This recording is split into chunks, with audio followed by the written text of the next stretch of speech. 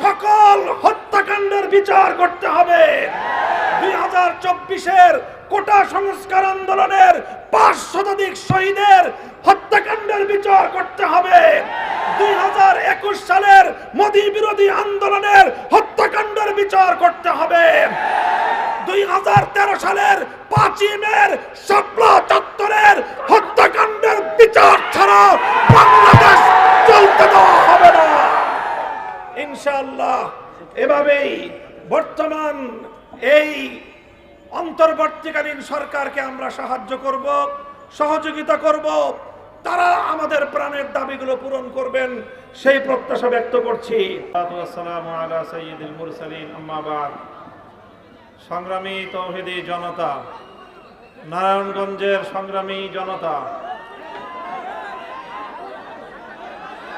আপনারা শান্তি সমাবেশ থেকে আমাদের স্পষ্ট পয়গাম, সংখ্যালঘুদের জানমাল, ইজ্জত আবরু, তাদের ধর্মীয় উপাসনালয়গুলোর নিরাপত্তা হেফাজতে ইসলাম দায়িত্ব পালন করছে, অব্যাহতভাবে করে যাবে। আপনারা ওলামায়ে কেরামকে, ইমাম সাহেবদেরকে এই ক্ষেত্রে সহযোগিতা করবেন।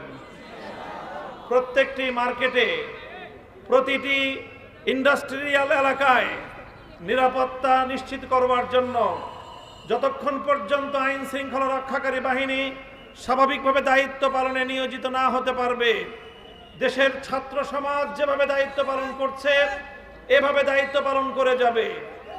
ওলামায়ে কেরাম, আলেম সমাজ, ইমাম সাহেবান, আপনাদের নেতৃত্বে আপনারা তাদেরকে সহযোগিতা করে যাবেন।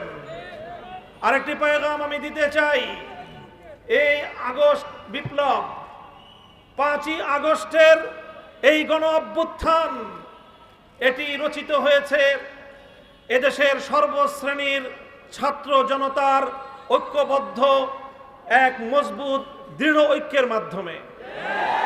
এই ঐক্যে যেভাবে আমার স্কুলের ছাত্রছাত্রীরা ছিল, এই ঐক্যে যেভাবে কলেজের ছাত্রছাত্রীরা ছিল, ইউনিভার্সিটির ছাত্রছাত্রীরা ছিল, হাতে হাত রেখে রাজপথে আন্দোলনের এক অটুট বন্ধন তৈরি করেছিল।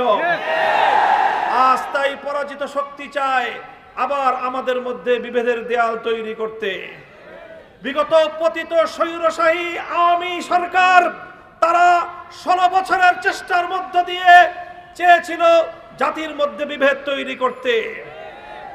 স্বাধীনতার 50 বছর পরে এসেও তারা রাজাকার নাম দিয়ে এদেশের ধর্মপ্রাণ জনগোষ্ঠীকে তারা দাবায় রাখবার ষড়যন্ত্র করেছিল। যখন গোটা দেশের সমস্ত মেধাবী ছাত্র জনতাকে রাজাকার বলে গালি দিয়েছিল, তখনই আন্দোলন বারুদের মতো জ্বলে উঠেছে। বাংলাদেশে স্লোগান উঠেছিল, আমি কে তুমি কে। কে বলেছে? কে বলেছে? আমি বলতে চাই, মনে রাখতে হবে এই ঐক্যই এই আন্দোলনের মজবুত ভিত। আগামী দিনে এই ঐক্যকে ফাটল ধরাবার জন্য পরাজিত শক্তি আবার চেষ্টা করছে। হে স্কুল, কলেজ, ভার্সিটির ছাত্ররা, তোমাদেরকে আমাদের মাদ্রাসার অঙ্গনে আমি স্বাগত জানাই।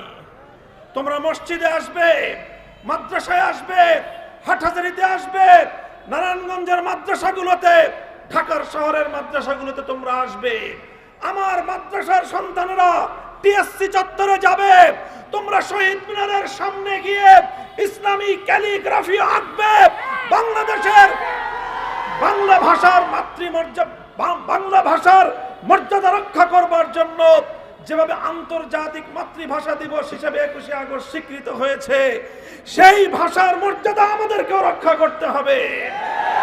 এমনি ভাবে যে কোনো মূল্যে ঐক্যকে অটুট এবং মজবুত রাখতে হবে ইনশাআল্লাহ।